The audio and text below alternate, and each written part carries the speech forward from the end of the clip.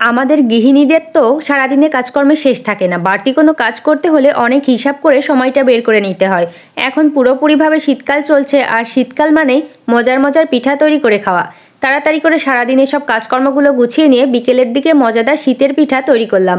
নমস্কার, কেমন আছেন সবাই? ঘুম থেকে উঠে ফ্রেশ হয়ে আগে জল খেয়ে নিচ্ছি। জল এত বেশি ঠান্ডা তাই কিছুটা গরম জল মিশিয়ে খেলাম। তারপর রান্নাঘরে আসলাম সকালে নাস্তা তৈরির জন্য। খুব সিম্পল নাস্তা তৈরি করছি আজকে। প্রথমে ডিম সিদ্ধ বসিয়ে দিয়ে মেয়ের জন্য সেরেলাক রান্না করে নিলাম। তারপর ডিমগুলোর খোসা ছাড়িয়ে নিলাম। প্রেশার কুকারে দিয়েছিলাম, সেজন্য তাড়াতাড়ি সিদ্ধ হয়ে গিয়েছে। কিছু শসা কেটে নিচ্ছি। আজকে সকালে এই সিম্পল এবং হেলদি খাবারগুলো দিয়েই নাস্তাটা করব। ডিম সিদ্ধ, কলা, শসা, কাজু আর কাঠবাদাম সবকিছু রেডি করে নিয়ে আমি নাস্তাটা করে নিচ্ছি। নাস্তা শেষ করে রুমে আসলাম, আর রুমে এসে দেখি রুমের খুবই খারাপ অবস্থা। এমনিতেই তো শীতকাল, কাঁথা কম্বল দিয়ে একাকার হয়ে থাকে, তার উপর আবার আমার মেয়েটা সব খেলনা নিয়ে বেডের ওপর রাখে। বেড গোছাতে আসলে মিষ্টির খেলনাগুলো গোছাতে গিয়ে অনেকটা সময় বেশি লেগে যায়। ঘরে বাচ্চা থাকলে যা হয় আর কি, 5 মিনিটের কাজ লাগে 15 মিনিট। এই তো পুরো রুমটা গুছিয়ে নিয়েছি। বেডরুম থেকে আবারও রান্নাঘরে আসলাম, ডিমগুলো ধুয়ে রাখছি।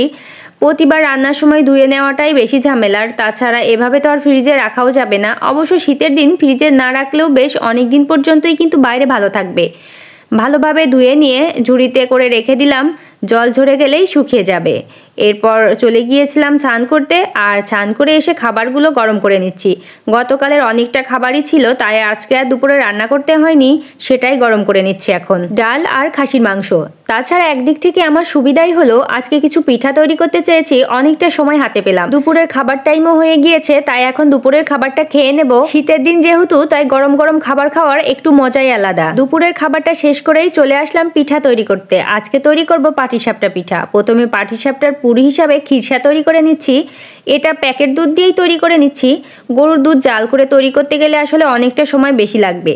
ক্ষীর তৈরি হয়ে গেলে এখন তুলে রাখছি। একটু নরম থাকতেই তুলে নিলাম, কারণ ঠান্ডা হওয়ার পর আর একটু শক্ত হয়ে যাবে। এদিকে পিঠার ব্যাটারটা তৈরি করে নিচ্ছি। এখানে নিয়েছি চালের গুঁড়া, সামান্য ময়দা, খেজুর গুড়, সঙ্গে পরিমাণ মতো জল দিয়ে বেশ অনেকটা সময় নিয়ে মেখে নিলাম। তারপর কিছু সময়ের জন্য ঢেকে রাখবো। ওই 8 থেকে 10 মিনিট মতো, এতে ব্যাটারটা সেট হয়ে যাবে। কিছুক্ষণ পরে প্যানে তেল ব্রাশ করে নিয়ে পিঠার ব্যাটার দিয়ে দিচ্ছি। 2 মিনিট মতো পরে খিরসা দিয়ে এখন পেঁচিয়ে নিচ্ছি। প্রথম দিকে 2-3টা পিঠা ভালো হয়নি, ভেবেছিলাম আজকের পিঠাগুলো মনে হয় ভালো হবে না, কিন্তু পরে দেখলাম বাকি পিঠাগুলো অনেক বেশি ভালো হয়েছে।